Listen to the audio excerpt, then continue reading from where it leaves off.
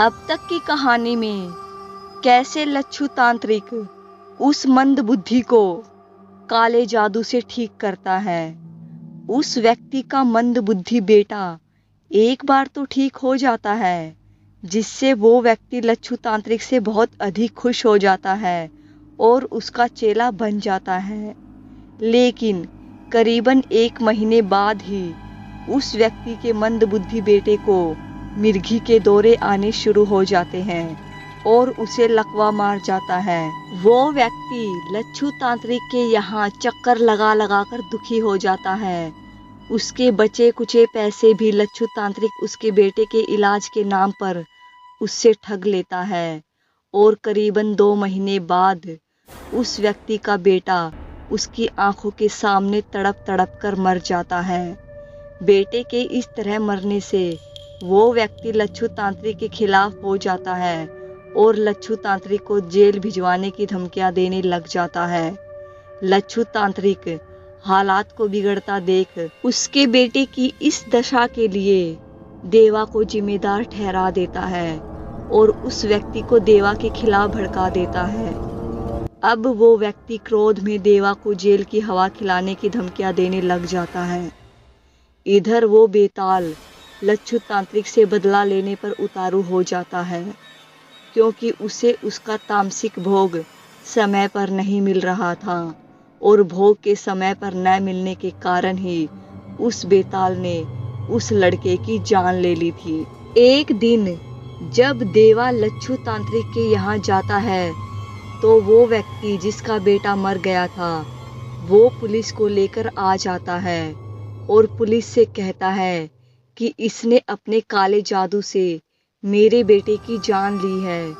Police देवा की एक नहीं सुनती और उसे पकड़कर ले जाती है। ये बात जब भैरवनाथ को पता चलती है तो भैरवनाथ लच्छू तांत्रिक को बुलाता है और उससे पूछता है कि देवा ने ऐसा कौन सा काला जादू करके उस व्यक्ति के बेटे की जान ली है। इस पर लच्छू तांत्रिक भैरवनाथ को एक झूठी मन घड़त कहानी सुना देता है कि देवा ने उस व्यक्ति से कुछ रुपए उधार लिए थे, जिससे वो चुका नहीं पाया था, जिससे दोनों में लड़ाइयाँ होने लगी थी और उन लड़ाइयों और पैसों को न चुकाने के कारण देवा ने उसके बेटे पर मारण मंत्र छोड़कर उसकी जान ले ली। भैरवनाथ को यकीन नहीं होता है कि देवा ने ऐसा नीच काम किया है, लेकिन उसे लच्छू तांत्रिक पर लेश मात्र भी संदेह नहीं होता है कि ये सब उसी का किया धरा है। फिर भी दूसरे दिन भैरवनाथ देवा को अपनी जान पहचान के बल पर पुलिस रियासत से छुड़ा कर ले आता है, क्योंकि उसे अब तक यकीन ही नहीं हो रहा था कि देवा ने उस व्यक्ति के बेटे की जान काला जादू मारण मंत्र छोड़कर ली है। भैरवनाथ पुलिस रियासत से देवा को सीधे अपने साथ मंदिर के तहखाने में ले जाता है और उससे पूछता है कि उसके बेटे की जान लेकर तुम्हें क्या मिला। तब देवा कहता है कि उसने उसके बेटे की जान नहीं ली है, लच्छू तांत्रिक और वो व्यक्ति झूठ बोल रहा था, मुझे तो मारण मंत्र आता ही नहीं है। तब भैरवनाथ उससे पूछता है कि अभी तुम कौन सी साधना कर रहे हो। तब वो 3-4 छोटे मोटे नाम भैरवनाथ को गिनवा देता है। तब भैरवनाथ तुरंत समझ जाता है कि ये लच्छू तांत्रिक जो किसी समय में उसका शिष्य रह चुका है अब बदल चुका है और इसी लच्छू तांत्रिक की वजह से उस व्यक्ति के बेटे की जान गई है। ये सब सोचते ही भैरवनाथ का चेहरा क्रोध से तमतमाने लग जाता है। उसे लच्छू तांत्रिक पर बहुत गुस्सा आता है और गुस्से में वो सीधा उस लच्छू तांत्रिक के यहाँ पहुँच जाता है। भैरवनाथ जब लच्छू तांत्रिक के यहाँ पहुँचता है तो देखता है कि लच्छू तांत्रिक के इर्द गिर्द कई लोग बैठे हुए हैं और लच्छू तांत्रिक बारी बारी से सबसे कुछ बोल रहा है। सबके उठकर जाने के बाद जैसे ही लच्छू तांत्रिक की नज़र भैरवनाथ पर पड़ती है तो वो थर थर काँपने लग जाता है। भैरवनाथ उस पर जोर से दहाड़ता है तेरी हिम्मत कैसे हुई उस लड़के को फंसाने की? तू क्या समझता है मुझे कुछ पता नहीं चलेगा? मैं बूढ़ा जरूर हुआ हूँ, पर अब भी इन बूढ़ी हड्डियों में तुझसे ज्यादा ताकत है। मैंने तुझे उस लड़के को कोई अच्छी ढंग से साधना करने के लिए भेजा था, पर तूने तो उसे कोई साधना करवाई ही नहीं। हाँ, अब तू ये साधना वाधना क्यों करवाएगा? तेरे पास तो इन सब फालतू कामों के लिए समय ही नहीं होगा। तुझे लोगों को ठग कर पैसे जो कमाने हैं, और उस व्यक्ति का बेटा तेरी हरकतों की वजह से मरा है, और तूने उसका इल्जाम उस लड़के देवा पर लगाया। शर्म नहीं आती तुझे? ये दिन देखने के लिए मैंने तुझे तंत्र मंत्र की शिक्षा दी थी। अब तेरी जबान क्यों नहीं खुल रही है? बोल लच्छू। भैरवनाथ एक ही सांस में इतना कुछ बोल गया कि लच्छू तांत्रिक को कुछ समझ ही नहीं आता है कि अब वो भैरवनाथ का गुस्सा कैसे शांत करे। इतने में लच्छू तांत्रिक लड़खड़ाकर नीचे गिर जाता है। वो खुद को संभाल कर खड़ा होता है, पर फिर गिर जाता है और उसके मुंह से झाग निकलने लग जाते हैं। वो तड़पने लग जाता है। ये देख भैरवनाथ जल्दी से उस पर एक मंत्र फूंकता है, लेकिन तब तक उसके प्राण निकल चुके होते हैं। तभी भैरवनाथ की नज़र लच्छू तांत्रिक के पैरों की तरफ पड़ती है, तो उसे वहां सर्प के काटने का निशान दिखता है। निशान के दिखने से भैरवनाथ समझता है कि सर्प के काटने से उसकी मौत हुई है, लेकिन असल में उसकी मौत का कारण बेताल था। बेताल लच्छू तांत्रिक से बेहद खफा था, क्योंकि लच्छू तांत्रिक ने उससे अपना काम तो करवा लिया था, पर उसे समय पर भोग नहीं दे रहा था। तामसिक भोग महंगा आता है, इसलिए लच्छू तांत्रिक 2 बार की जगह उसे एक ही बार भोग दे रहा था। इसलिए बेताल ने गुस्से में सर्प बनकर उसे काट लिया था, जिससे लच्छू तांत्रिक की मौत हुई थी। अब आगे इस कहानी में और क्या क्या होना बाकी है, जानने के लिए चैनल को सब्सक्राइब करें। कहानी अगर आपको अच्छी लग रही है तो कमेंट में ज़रूर बताइएगा। वीडियो को लाइक शेयर ज़रूर कर दीजिएगा। लच्छू तांत्रिक की जान भैरवनाथ के सामने जाने से भैरवनाथ बहुत दुखी हो जाता है। उसे अब इस तंत्र मंत्र की दुनिया से चिढ़ होने लग जाती है। तभी भैरवनाथ को लच्छू तांत्रिक के मृत शरीर के पास उस सर्प की केचुली पड़ी दिखाई देती है, जिस सर्प ने लच्छू तांत्रिक को काटा था। भैरवनाथ उस केचुली को उठाकर अपने झोले में डाल लेता है। सर्प की केचुली बहुत मुश्किलों से मिलती है, क्योंकि सर्प अपने पूरे जीवन काल में 2-3 बार ही केचुली बदलते हैं। वो भी कुछ सर्प बहुत आयाम व्यायाम में महारत हासिल करने के बाद ही अपनी केचुली बदल पाते हैं। केचुली बदलने से सांप पहले से बहुत अधिक तरोताज़ा और बहुत अधिक फुर्तीला हो जाता है। लेकिन इस सर्प ने केचुली इसलिए बदली थी क्योंकि वो एक बेताल था। लच्छू तांत्रिक को सर्प बनकर काटने के बाद वो भैरवनाथ के साथ जाना चाहता था, क्योंकि वो अपने एक साथी को भैरवनाथ की कैद से छुड़ाना चाहता था। उसके एक साथी महापिशाच बेताल को बहुत समय पहले भैरवनाथ ने अपनी लुटिया में कैद कर लिया था।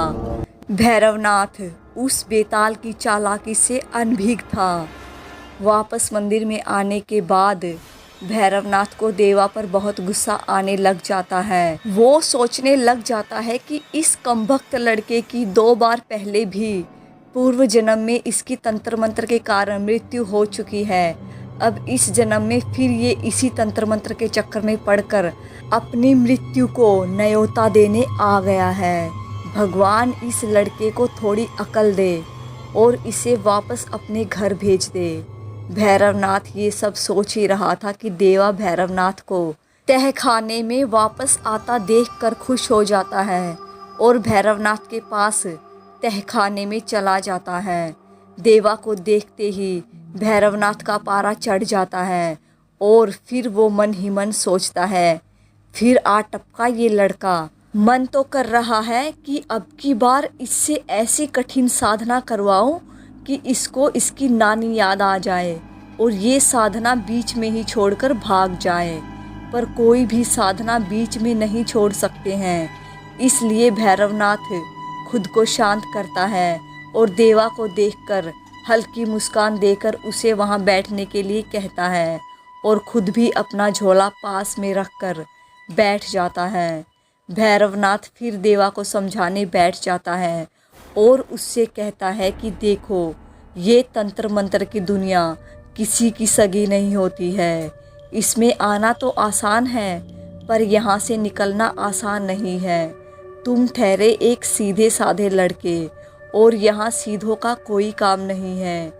यहाँ इस दुनिया में सब टेढ़े होते हैं और उनके काम भी टेढ़े ही होते हैं। आज तो मैंने तुम्हें बचा लिया पुलिस हिरासत से, पर कल को मैं इस दुनिया में नहीं रहा तो तुम्हें बचाने के लिए कोई नहीं आने वाला है। तुम समझते क्यों नहीं हो? ये तंत्र मंत्र की दुनिया तुम्हारे जैसों का खून निचोड़कर पी जाएगी, तब भी इसकी प्यास नहीं बुझने वाली है।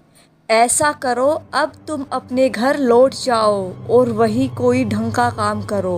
अपने माता पिता और ताऊजी का हाथ बटाओ। इतना लंबा भाषण सुनने के बाद इस पर देवा उखड़ जाता है और भैरवनाथ से कहता है, अगर आपको ये विद्या नहीं सिखानी तो साफ साफ मना कर दीजिए कि मैं ये विद्या नहीं सिखाऊंगा। ये सारी विद्या मरने के बाद अपने साथ ले जाऊंगा। कम से कम हर बार मुझे इतना लंबा भाषण सुनाकर मेरा मनोबल तो मत तोड़िए आप। अब भैरवनाथ सोच में पड़ जाता है कि सच ही तो कह रहा है ये लड़का। अब वैसे भी मैं इतना बूढ़ा हो चुका हूँ कि कभी भी मेरे लिए ऊपर वाले का बुलावा आ सकता है और मेरे साथ ही मेरी सारी सिद्धियाँ, ज्ञान सब मेरे साथ ही चला जाएगा। मेरे मरने के बाद ये ज्ञान न मेरे काम आएगा न किसी और के काम आएगा। भैरवनाथ और देवा के बीच ज्ञान को लेकर तकरार चल ही रही थी कि वहाँ रामू भागता हुआ आता है। रामू मंदिर की साफ सफाई करने वाला, जिसकी याददाश्त अब लगभग जा चुकी थी। वो पुरानी सारी बातें अब भूल चुका था। रामू भी अब बहुत बूढ़ा हो चुका था, उसकी कमर भी झुक चुकी थी। रामू देवा को देखते ही कहता है, आप तो वही हैं जो उस दिन उस ढाबे पर मुझसे मंदिर का पूछ रहे थे? देवा सिर हिलाकर कहता है, जी मैं ही था। रामू देवा की शक्ल अधिराज में मिलने के कारण उसे गौर से देखता जरूर है पर पहचान नहीं पाता है, और देवा तो अपना पिछला जन्म भूल ही चुका था, इसलिए उसे कुछ याद ही नहीं आता है। रामू भागता हुआ भैरवनाथ के पास इसलिए आया था कि पुजारी के मरने के पश्चात जो गुप्त कमरा अब तक बंद था वो इस पुजारी ने आज फिर खोला था, किसी को उसके अगले पिछले जन्म में वो क्या था ये बताने के लिए। साथ ही साथ अपना भविष्य देखने के लिए भी इस पुजारी ने चुपचाप वो गुप्त कमरा खोल लिया था जिसमें वो किताब रखी थी, जिसमें सबका भूत भविष्य वर्तमान लिखा था।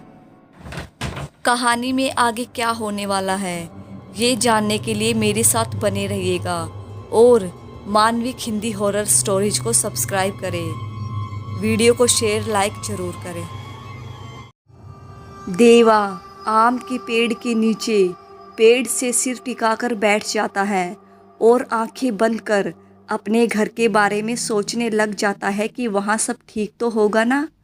तभी उसे अपने सिर पर कुछ लटकता हुआ सा महसूस होता है। वो जैसे ही आंखें खोलता है उसकी चीख निकल जाती है, क्योंकि बेताल बना सांप उसके सामने पेड़ से नीचे आधा लटका हुआ था। देवा की चीख इतनी जोर से निकलती है कि भैरवनाथ, कलवा, पुजारी, रामू सब भागकर वहाँ पर आ जाते हैं और उन सबको एक साथ वहाँ देखते ही बेताल बना सांप तुरंत अदृश्य हो जाता है। देवा उन सबको डरते डरते बताता है कि अभी इस पेड़ से नीचे एक मोटा काला सांप यहाँ से नीचे लटक रहा था। वो बाल बाल बचा है। देवा की बात सुनकर भैरवनाथ तुरंत मुट्ठी भींचकर एक मंत्र उस आम के पेड़ पर फूंकता है, लेकिन उसे वहाँ कुछ नजर नहीं आता।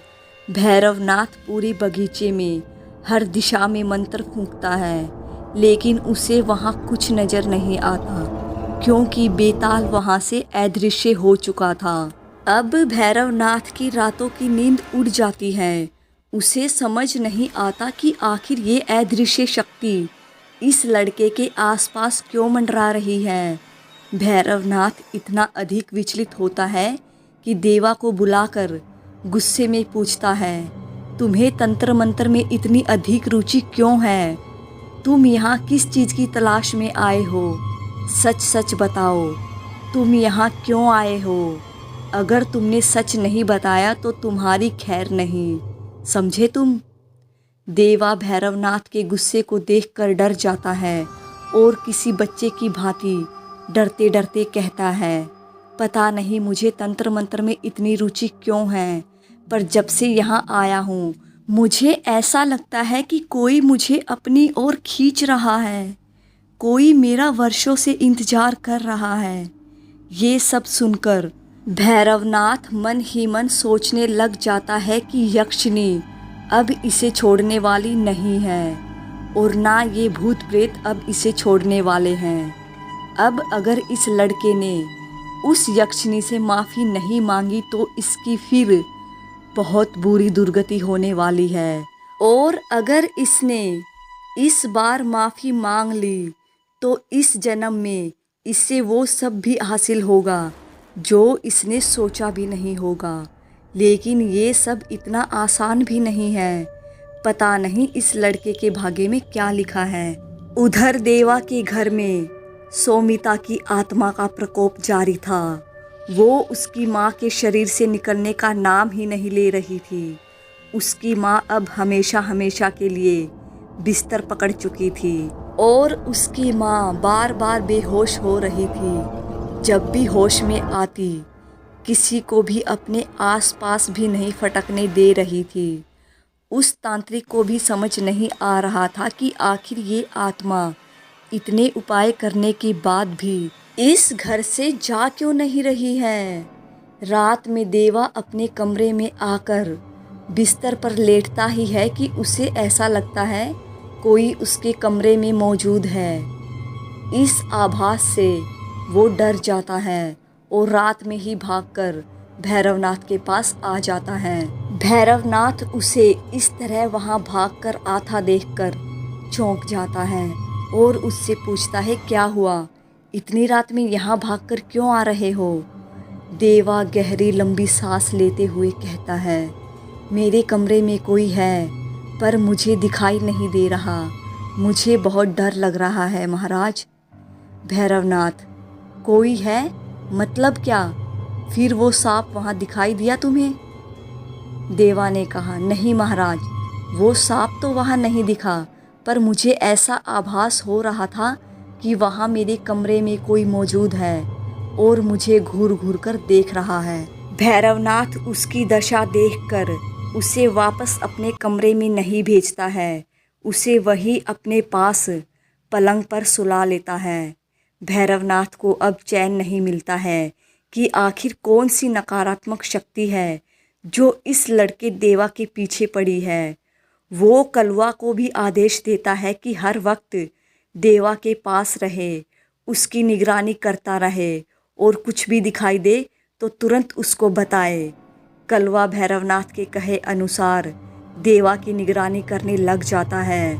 आधी रात के करीब बेताल फिर तहखाने में सांप बनकर प्रवेश कर जाता है और देवा के इर्द गिर्द मंडराने लग जाता है। कलवा वहीं बैठा बैठा ऊँग रहा था। उसके कानों में रेंगने की आवाज़ जाती है तो वो झट से आंखें खोलकर देखता है। कलवा जैसे ही आंखें खोलता है उसे देवा के इर्द गिर्द एक काला सांप मंडराता हुआ दिखाई देता है। कलवा जल्दी से भैरवनाथ को झकझोरता है और कहता है, उठो उठो, जल्दी उठो, पलंग के आसपास सांप मंडरा रहा है। ये सुनकर भैरवनाथ जल्दी से उठकर बैठ जाता है और बिना शोर किए उस सांप पर एक मंत्र फूंक देता है। भैरवनाथ के मंत्र फूंकते ही वो सांप एक बेताल बन जाता है और भैरवनाथ को ललकारने लग जाता है।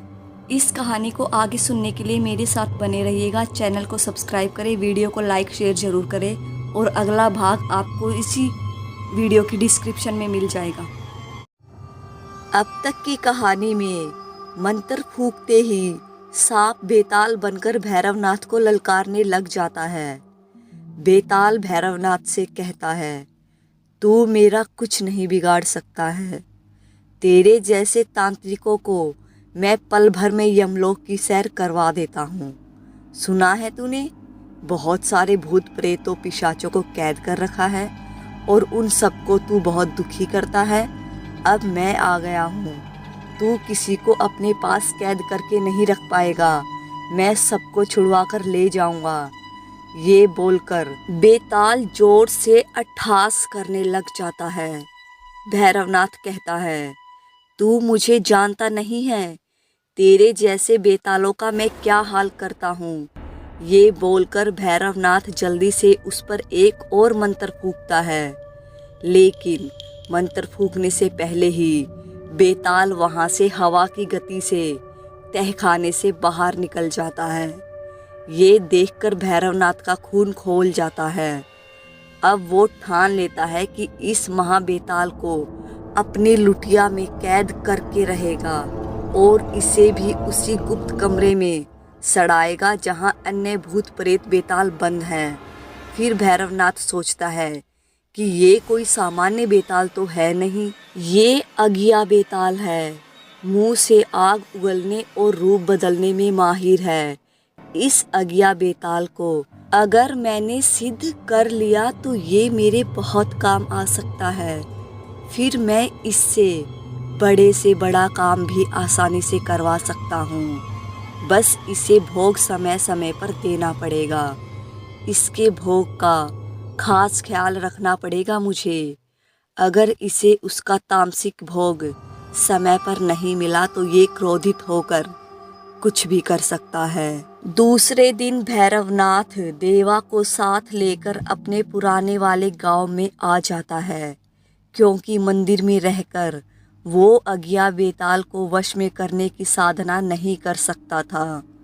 देवा से भैरवनाथ को एक खास लगाव था, क्योंकि वो उसके पिछले जन्म के बारे में सब जानता था और उसे ये भी पता था ये लड़का बहुत जिद्दी है और अगर मैंने इसे अपने साथ नहीं रखा और तंत्र मंत्र की सही साधना नहीं करवाई तो ये किसी भी धूर्त तांत्रिक के चंगुल में फंसकर अपनी जान गंवा सकता है और हो ना हो यक्षिणी ही इसे मेरे पास लाई है।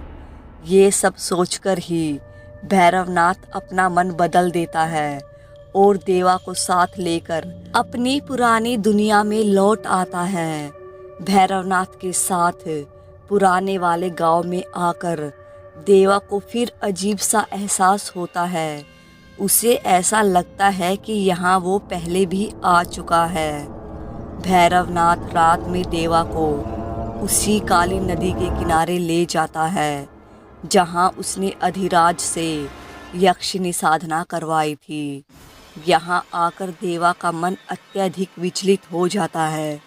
यहाँ की हर चीज उसे अपनी ओर खींचती सी प्रतीत होती है। नदी से निकलती भाप में उसे अपना धुंधला सा अतीत नजर आने लग जाता है। उसे ऐसा लगता है कि यहाँ पहले भी वो कोई तंत्र मंत्र की सिद्धि या साधना कर चुका है। नदी की शांत लहरें भी उसे खौफनाक लगती हैं। उसे ऐसा लगता है कि इस नदी की ठंडी भाप से उसका गर्म खून जम रहा है। तभी वो देखता है कि वहाँ से कुछ दूरी पर चिताएं जल रही है और वहीं एक चिता से जलती लकड़ी का टुकड़ा उठाकर भैरवनाथ अपनी चिलम जला रहा है। वो मन ही मन सोचता है, बड़ा अजीब इंसान है ये तांत्रिक। भला जलती चिता में से भी कोई लकड़ी उठाकर अपनी चिलम जला सकता है क्या? तभी उसे ऐसा एहसास होता है कि कोई छाया उसके आसपास मंडरा रही है। देवा उस छाया पर नजर गाड़ता है तो उसे उसमें खुद का चेहरा नजर आता है। इस तरह छाया में खुद का चेहरा नजर आने से देवा हड़बड़ा जाता है और भागकर भैरवनाथ के पास आकर खड़ा हो जाता है। भैरवनाथ अपनी चिलम फूंकता फूंकता देवा से पूछता है, क्या हुआ, ऐसे भाग क्यों रहे हो? कुछ नहीं, वहां ठंड लग रही थी, नदी से निकल रही भाप से। देवा झूठ बोल जाता है। ठीक है, यहाँ आग सेक लो, भैरवनाथ कहता है। देवा मन ही मन सोचने लग जाता है, ये आग सेकने को भी कह रहा है इस जलती हुई चिता में, ये तांत्रिक है या कुछ और? भैरवनाथ कहता है, क्या हुआ, सोच क्या रहे हो, आग सेक लो वरना यही नदी किनारे जम जाओगे। तंत्र मंत्र सीखना है कि नहीं? भैरवनाथ थोड़ा चिल्लाकर कहता है। देवा डर के मारे चुपचाप आग सेकने लग जाता है। फिर दूसरे दिन भैरवनाथ देवा को दुर्गा मंत्र का 21 दिन का जाप करने के लिए कहता है और उसे माँ दुर्गा के मंत्रों का जाप करने की पूरी विधि बतलाकर उससे ये मंत्र जाप करवाने के लिए एक मंदिर में छोड़ देता है, एक पुजारी की निगरानी में। देवा माँ दुर्गा के मंत्रों का 21 दिन का 1000 माला का संकल्प लेकर जाप शुरू कर देता है और भैरवनाथ खुद बेताल साधना में लग जाता है। वो रात में एक शिव मंदिर के खंडर में जाता है और अज्ञा बेताल की 21 दिन की साधना शुरू कर देता है। अपनी एक टांग पर खड़ा होकर वो बेताल के लिए तामसिक और सात्विक दोनों भोगों का प्रबंध करता है और बेताल मंत्र का जाप शुरू कर देता है हवन कुंड की अग्नि जलाकर। इस कहानी में आगे क्या होने वाला है जानने के लिए मेरे साथ बने रहिएगा और इस चैनल को सब्सक्राइब करें, वीडियो को लाइक शेयर जरूर करें। इस कहानी का अगला भाग आपको इसी वीडियो की डिस्क्रिप्शन में मिल जाएगा। दुर्गा मंत्र का जाप देवा बड़ी लगन से मंदिर में कर रहा था, इसलिए दुर्गा मंत्र के जाप के कारण बेताल देवा के पास फटक नहीं पाता है और वहां दूसरी तरफ भैरवनाथ को करीब 20 दिन तक एक पैर पर खड़े होकर बेताल साधना करने के बाद 21वें दिन हवन कुंड की अग्नि भभकने लग जाती है। उसमें से ऊंची ऊंची लपटें उठने लग जाती है। फिर अचानक उन लपटों में से अज्ञा बेताल अट्ठास करता हुआ मुंह में से आग के गोले उगलता हुआ प्रकट हो जाता है। उसका रूप बहुत भयानक और विकराल होता है। उसका रंग भैंसे के समान, दांत कुत्ते के जैसे, मुंह बंदर के जैसा, हाथ पैर लोमड़ी जैसे, गर्दन जिराफ जैसी और नाखून जंगली सूअर के जैसे होते हैं। वो एक बहुत ही भयानक और खूंखार जंगली जानवर जैसा लग रहा था। उसकी जीभ जहरीले सांप जैसे लपलपा रही थी और उसके मुख से आग की लपटें निकल रही थी, जिसे देखकर बड़े बड़े सूरमाओं का मूत्र निकल जाए और वो डर के मारे भाग जाए। वो ऐसा भयानक महाबेताल था, लेकिन भैरवनाथ उसे देखकर तनिक भी नहीं डरता है, क्योंकि भैरवनाथ को पता था कि अगर वो उसके इस भयानक रूप को देखकर तनिक भी डरा तो वो बेताल उसे ही निगल जाएगा। इसलिए भैरवनाथ अपने डर को काबू में करके मुस्कुराकर उसका स्वागत करता है और तामसिक और सात्विक दोनों तरह के भोग उसके सामने रख देता है। वो बेताल पल भर में ही तामसिक और सात्विक दोनों प्रकार के भोग चट कर जाता है और भैरवनाथ के सामने अपने दोनों लंबे लंबे हाथ बांधकर खड़ा हो जाता है और कहता है, हुकुम मेरे आका, मैं आपकी क्या मदद कर सकता हूँ? तब भैरवनाथ उससे एक वर मांगता है कि मैं जब भी बेताल मंत्र का जाप करूं, तुम्हें मेरे सामने आना होगा और मेरे द्वारा बोले गए सारे काम करने होंगे। ईमानदारी के साथ। अंगिया बेताल कहता है, आपके हुक्म का पालन होगा मेरे आका, लेकिन जब तक आप मेरा ख्याल रखेंगे मैं भी तब तक ही आपका ख्याल रखूंगा। फिर भैरवनाथ कहता है, तुम उसकी चिंता मत करो, मैं तुम्हारे भोग का हमेशा ख्याल रखूंगा और भोग का उचित प्रबंध करूंगा हमेशा। ये सुनकर अगिया बेताल बहुत प्रसन्न हो जाता है और भैरवनाथ का गुलाम बन जाता है। भैरवनाथ अपनी बेताल साधना की पूर्ण आहुति मांस और मदिरा से पूर्ण करता है और प्रसन्न होकर देवा के पास जाता है। उधर देवा भी 1000 माला दुर्गा मंत्र का जाप पूरा कर चुका था, इसलिए भैरवनाथ उससे भी पूरी विधि विधान के साथ हवन करवाता है और उसकी पूजा संपन्न करवाता है। कोई भी अगर 1000 दुर्गा मंत्रों की माला जाप पूरी कर लेता है तो माँ दुर्गा उसकी हर प्रकार से रक्षा करती है, उसकी हर बला को टालती है। उसे माँ दुर्गा का कवच मिल जाता है जो हमेशा उसकी सहायता करता है बुरी आत्माओं और बलाओं से। अब भैरवनाथ मन ही मन सोचता है कि आखिर ये लड़का मुझे इस तंत्र मंत्र की दुनिया में घसीट ही लाया अपनी जिद से। भैरवनाथ देवा को अब तंत्र मंत्र का ज्ञान देने लग जाता है और उससे कई छोटी मोटी साधनाएं करवाने लग जाता है। देवा भी बड़ी लगन से सब साधनाएं पूर्ण करता और भैरवनाथ को खुश करता जा रहा था। अब देवा के पास बहुत सारे छोटे मोटे कवच आ गए थे। ये कवच उसकी हर जगह रक्षा करते थे। एक दिन रात में देवा को सपना आता है कि उसे एक अत्यंत सुंदर स्त्री से प्यार हो गया है। उस स्त्री का नाम कुमुंदनी था। कुमुंदनी जितनी कोमल होती है उतनी ही चतुर भी होती है। कुमुंदनी को सफ़ेद घोड़े बहुत पसंद होते हैं। एक दिन वो देवा से कहती है, तुम मुझे एक सफ़ेद घोड़े की बग्गी ला कर दो जिसमें बैठकर मैं तुमसे मिलने आया करूँगी। देवा उससे कहता है, मैं सफ़ेद घोड़े की बग्गी तुम्हारे लिए कहाँ से लेकर आऊँ, मैं ठहरा बेरोजगार बंदा। लेकिन कुमुंदनी जिद पर अड़ जाती है, मुझे तो सफ़ेद घोड़े की बग्गी ही चाहिए, चाहे कहीं से भी लेकर आओ, मुझे कुछ नहीं पता है। जैसे तैसे देवा जंगल से 4 घोड़े पकड़ लाता है और हाथ से ही एक बग्गी बनाकर उन घोड़ों में जोत देता है और हाथ से बनाए सफ़ेद घोड़े की बग्गी ले जाकर कुमुंदनी को दे देता है। सफ़ेद घोड़े की बग्गी देखकर कुमुंदनी बहुत खुश होती है और उसमें बैठकर खूब इधर उधर घूमती है। अब वो देवा से मिलने भी उसी बग्गी में बैठकर जाती है। एक दिन वो उस बग्गी में बैठकर देवा से मिलने जा रही होती है कि उस नगर के राजा के सैनिक उसे पकड़ लेते हैं और उसे बग्गी समेत राजा के पास ले जाते हैं। राजा उसे तथा उसकी बग्गी देखकर मंत्रमुग्ध हो जाता है और उससे पूछता है, ये इतनी सुंदर सफ़ेद घोड़े की बग्गी तुम कहाँ से लेकर आई हो? कुमुंदनी राजा को सब बता देती है कि मैं एक लड़के से प्यार करती हूँ और ये बग्गी उसी ने बनाकर मुझे दी है। राजा देवा को बुलाता है और उसे फांसी चढ़ाने का आदेश दे देता है।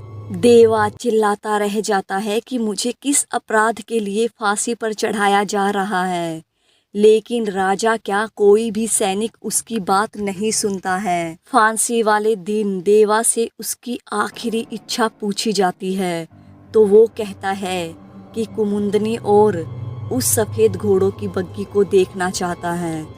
उसकी आखिरी इच्छा पूरी करने के लिए कुमुंदनी और उस सफ़ेद घोड़े की बग्गी को उसके सामने लाया जाता है तो कुमुंदनी उसके कान में कहती है कि मैं कुमुंदनी नहीं यक्षिनी हूँ, यक्षिनी। देवा चौंक कर कहता है, यक्षिनी? ये यक्षिनी नाम कब रख लिया तुमने? इतने में कुमुंदनी बनी यक्षिनी उसे उस घोड़ों की बग्गी में खींच लेती है और उसे आलिंगन बंद कर हवा में बग्गी को लहराती हुई वहाँ से बाहर निकल जाती है। सब देखते रह जाते हैं। कोई उस बग्घी को पकड़ नहीं पाता है। इतने में देवा की नींद खुल जाती है और उसे बहुत सुखद एहसास होता है। वो मन ही मन सोचता है, आज एक मुद्दत बाद ऐसा सुंदर सपना मैंने देखा है। फिर वो सोचने लग जाता है, वो कुमुंदनी यक्षिणी कैसे बन गई थी? ये यक्षिणी कौन होती है? मुझे ऐसा सपना क्यों आया था? इस कहानी में आगे क्या होने वाला है? कौन थी कुमुंदनी और वो यक्षिणी कैसे बन गई थी? जानने के लिए मेरे साथ बने रहिएगा और मानविक हिंदी हॉरर स्टोरीज को सब्सक्राइब करें, वीडियो को लाइक शेयर जरूर करें और आप लोगों को इस कहानी का अगला भाग आपको इसी वीडियो की डिस्क्रिप्शन में मिलेगा। अब तक की कहानी में देवा को यक्षिणी बचाकर अपने साथ ले जाती है सपने में। दूसरे दिन देवा अपने सपने के बारे में भैरवनाथ को बताता है। तब भैरवनाथ सोचता है कि अब समय आ गया है, इसे यक्षिणी और इसके पूर्व जन्म के बारे में बता देना चाहिए और इससे यक्षिणी साधना करवाकर इसे यक्षिणी से माफ़ी दिलवा देनी चाहिए, नहीं तो ये हर जन्म में बेमौत मारा जाएगा, इसे कभी मोक्ष नहीं मिलेगा। भैरवनाथ ये सब सोच ही रहा होता है कि उसके पास एक युवक भागता हुआ आता है जो उसी गांव का रहने वाला था। युवक आते ही भैरवनाथ के चरणों में गिर जाता है और दहाड़े मार मार कर रोता हुआ अपनी पत्नी को बचा लेने की गुहार लगाने लग जाता है, क्योंकि गांव वाले उसकी पत्नी को पीट पीट कर अधमरा करके गांव से बाहर निकाल रहे थे। गांव के लोगों का मानना था कि उसकी बांझ पत्नी अब डायन बन चुकी है। गांव में कुछ दिनों से एक अजीब सी बीमारी फैल गई थी, जिसके कारण गांव के अधिकांश बच्चों की आंखों की रोशनी जा रही थी। वे बीमार होते, फिर अंधे होते और फिर असमय ही मौत का ग्रास बन रहे थे। गांव के लोगों का मानना था कि उस युवक की पत्नी एक बांझ है और वो नित नए तांत्रिक के पास जाती है और वही ये सब कर रही है। संतान प्राप्ति के लिए दूसरों के बच्चों को मार रही है। युवक दहाड़े मारता हुआ, महाराज मेरी पत्नी को बचा लीजिए, बचा लीजिए मेरी पत्नी को महाराज, वो डायन नहीं है। गांव वाले उसकी जान लेने पर उतारू हैं, वे लोग उसे मार डालेंगे, मेरी पत्नी को बचा लीजिए महाराज। भैरवनाथ उस युवक को अपने कदमों से उठाता है और फिर पूछता है, क्या हुआ तुम्हारी पत्नी को? गांव वाले उसे गांव से बाहर क्यों निकाल रहे हैं? सच सच बताओ सब। वो युवक रोता हुआ भैरवनाथ को सब सच सच बता देता है। तब भैरवनाथ जल्दी से उस युवक के साथ जाता है और गांव वालों को समझा बुझाकर उसकी पत्नी को बचाता है। लेकिन गांव वाले उस युवक की पत्नी को गांव में रखने के लिए तैयार नहीं होते हैं। तब भैरवनाथ उन सबसे कहता है कि मुझे 2 दिन का वक्त दीजिए, ये स्त्री डायन है या नहीं है मैं इसका पता लगाकर बता दूंगा। तब आप लोग इसे गांव से बाहर निकाल दीजिएगा, तब तक इस स्त्री को इसी गांव में रहने दीजिएगा। ये बेचारी अकेली कहाँ जाएगी? मैं हाथ जोड़कर वादा करता हूँ कि मैं 2 दिन में सब पता करके आप लोगों को बता दूंगा। भैरवनाथ के हाथ जोड़कर वादा करने से गांव वाले 2 दिन उस स्त्री को गांव में रखने के लिए तैयार हो जाते हैं। घर आने के बाद भैरवनाथ कर्ण पिशाचिनी को याद कर कर्ण पिशाचिनी मंत्र जपने लग जाता है। थोड़ी ही देर में उसके सामने कर्ण पिशाचिनी प्रकट हो जाती है। तब भैरवनाथ उससे पूछता है, उस स्त्री का सच क्या है? क्या वो स्त्री निर्दोष है या वो स्त्री सच में एक डायन बन गई है? कर्ण पिशाचिनी कहती है कि नहीं, वो स्त्री डायन नहीं है। उस स्त्री का इस गांव के बच्चों से कोई लेना देना नहीं है, लेकिन उस स्त्री की आड़ में एक वाचाल तांत्रिक ये सब खेल खेल रहा है। वो तुम्हारा भी दुश्मन रह चुका है। वो ये सारा खेल कुछ पहुँचे हुए तांत्रिकों को बदनाम करने के लिए कर रहा है। उन पहुँचे हुए तांत्रिकों में तुम्हारा नाम सबसे ऊपर है। ये सब सुनकर भैरवनाथ के कदमों तले जमीन खिसक जाती है। वो परेशान होकर कर्ण पिशाचिनी से पूछता है, मेरा दुश्मन रह चुका है और अब उसकी लिस्ट में मेरा नाम सबसे ऊपर है। आखिर ये कौन सा तांत्रिक अब फिर से पैदा हो गया जो मुझसे इस तरह दुश्मनी मोल ले रहा है। कर्ण पिशाचिनी कहती है कि अपने दिमाग पर जोर डालो भैरवनाथ, उसे तुम अच्छी तरह से जानते हो। उसका नाम सेवड़ा तांत्रिक है। सेवड़ा उसे कहते हैं जो छोटे बच्चों की आत्माओं को अपनी तांत्रिक क्रियाओं से कैद कर उनसे अपने जायज नाजायज सारे काम बड़ी चालाकी से करवाता है, जो अब एक खतरनाक अघोरी बन चुका है। तुम कलवा को उसी के चंगुल से छुड़ा कर लाए थे, याद करो। भैरवनाथ को सब याद आ जाता है कि उसने कितनी मुश्किलों से कलवा को उसकी कैद से छुड़ाया था। भैरवनाथ फिर पूछता है कि गांव वालों को ये सच कैसे बताऊं। तब कर्ण पिशाचिनी कहती है कि अगिया बेताल इसमें तुम्हारी मदद कर सकता है, जिसको तुमने अभी सिद्ध किया है। मैं बस इतना ही बता सकती हूँ। ये सब बोलकर कर्ण पिशाचिनी अदृश्य हो जाती है। इस कहानी में आगे क्या होने वाला है, ये जानने के लिए मेरे साथ बने रहिएगा। चैनल को सब्सक्राइब करें, वीडियो को लाइक शेयर ज़रूर कर दीजिएगा। और आपको इस कहानी का अगला भाग इसी वीडियो की डिस्क्रिप्शन में मिल जाएगा। कर्ण पिशाचिनी के अदृश्य होते ही भैरवनाथ अगिया बेताल का मंत्र पढ़ता है। मंत्र पढ़ते ही अगिया बेताल सामने आकर खड़ा हो जाता है। भैरवनाथ उससे गांव वालों को समझाने के लिए कहता है और उस महिला को सबके सामने निर्दोष साबित करने के लिए कहता है। अगिया बेताल, जो हुक्म मेरे आका, आपका काम हो जाएगा बोलकर सीधा गांव वालों के बीच पहुंच जाता है और मौका देखकर एक सांड का रूप धारण कर लेता है और वहां इधर से उधर भागते हुए मुंह में से आग उगलने लग जाता है और पूरे गांव में आग लगाने लग जाता है। सब उस आग उगलते सांड को देखकर डर जाते हैं और भागकर अपने घरों में छिपने लग जाते हैं। बेताल बना सांड एक बच्चे के पीछे जानबूझकर भागने लग जाता है। जब वो स्त्री उस सांड को बच्चे के पीछे भागते देखती है तो वो उसे बचाने के लिए दौड़ती है। सांड उस स्त्री को बच्चे को बचाने देता है और झाड़ियों में आग लगाते हुए दूसरी तरफ भागने लग जाता है। खुले सांड का सामना करने की किसी में हिम्मत नहीं होती है। ऊपर से ये सांड तो मुंह में से आग भी उगल रहा था। गांव वालों को समझ नहीं आता कि ये आग उगलने वाला विचित्र प्राणी कहाँ से आ गया है। गांव वाले भागकर भैरवनाथ के पास जाते हैं और उस विचित्र सांड के बारे में भैरवनाथ को बताते हैं। मुंह से आग उगलने की बात सुनकर भैरवनाथ तुरंत समझ जाता है कि ये तो अगिया बेताल है। वो तुरंत गांव वालों के साथ जाता है और कहता है, ये मायावी सांड है। ये सांड यहाँ के बच्चों को अंधा व बीमार बना रहा है। पहले ये सब छुप छुप कर रहा था और अब सबके सामने आकर पूरे गांव को जला रहा है। सारे गांव वाले भैरवनाथ के सामने हाथ जोड़कर खड़े हो जाते हैं और अपने गांव को उस मायावी सांड से बचाने की गुहार लगाने लग जाते हैं। भैरवनाथ उस सांड पर एक मंत्र फूंकने का झूठ मूठ का दिखावा करता है और उस सांड को वहां से भगा देता है।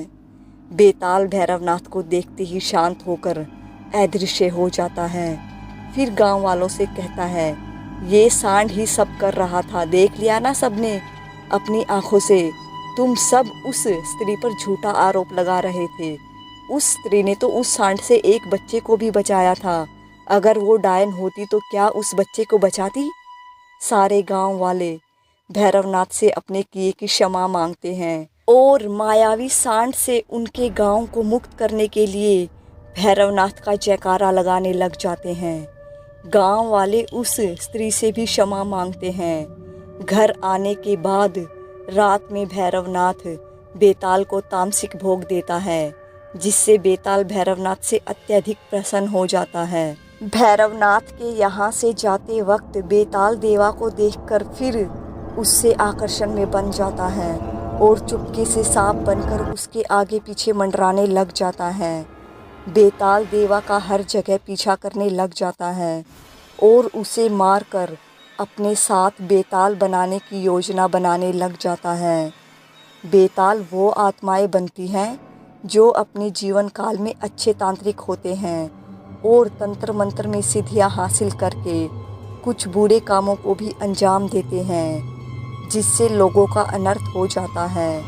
देवा ने अपने पूर्व जन्म में या इस जन्म में तंत्र मंत्र द्वारा किसी को भी कोई हानि नहीं पहुंचाई थी और तंत्र मंत्र द्वारा भैरवनाथ ने उसे कई छोटी मोटी सिद्धियां दिला दी थी, इसलिए बेताल देवा को हानि नहीं पहुंचा पाता है। बस सांप बनकर या अदृश्य होकर उसके आसपास मंडराता रहता है। एक दिन कलवा की नज़र देवा के इर्द गिर्द मंडराते सांप पर पड़ जाती है, क्योंकि कलवा देवा की हर समय निगरानी करता था। भैरवनाथ के कहने पर सांप को देवा के इर्द गिर्द फिर मंडराता देख कलवा जल्दी से भैरवनाथ को बताता है, देवा के इर्द गिर्द फिर से एक सांप मंडरा रहा है। भैरवनाथ कलवा के बताते ही तुरंत समझ जाता है कि बेताल ही सांप बनकर उसके आसपास मंडरा रहा होगा। भैरवनाथ गुस्से में तुरंत बेताल मंत्र पढ़कर बेताल को अपने पास बुलाता है और उससे कहता है, अगर तूने उस लड़के देवा का बाल भी बांका करने की सोची तो समझ जाना मैं तेरा क्या हाल करूँगा। मैं जितना अच्छा हूँ उससे कहीं ज़्यादा बुरा भी हूँ। अगर तूने मेरा कहा नहीं माना तो याद रखना, तुझे भी वहीं सड़ाऊँगा जहाँ अन्य भूत प्रेत सड़ रहे हैं। देवा मेरा प्रिय शिष्य है, उससे दूर रह, समझा तू। अब अगर मुझे पता चला कि तू उसके आसपास मंडरा रहा है या उसे डरा रहा है तो तेरा क्या हाल करूँगा समझ जाना। समझदार को इशारा काफ़ी होता है। भैरवनाथ के इतना कहते ही बेताल भैरवनाथ से माफ़ी मांगता है और कहता है, मुझे माफ़ कर दो मेरे आका, मुझे नहीं मालूम था कि वो आपका शिष्य है, वो भी प्रिय शिष्य। अब आप निश्चित रहें, मैं उसका कुछ नहीं बिगाड़ूंगा, उल्टा उसका ध्यान रखूंगा। फिर भैरवनाथ कहता है कि यही तुम्हारे लिए ठीक रहेगा। उसके बाद भैरवनाथ से बेताल कहता है, जो हुक्म मेरे आका, बोलकर बेताल वहाँ से अदृश्य हो जाता है। अब भैरवनाथ उस सेवड़ा तांत्रिक जो अब सेवड़ा अघोरी बन चुका था उसके बारे में सोचने लग जाता है कि आखिर ये मुझसे चाहता क्या है। रात में देवा को फिर से एक सपना आता है। एक अत्यंत सुंदर स्त्री उसे अपनी ओर खींच रही थी और देवा भी उसके आकर्षण में बंधा उसकी ओर खींचा चला जा रहा था।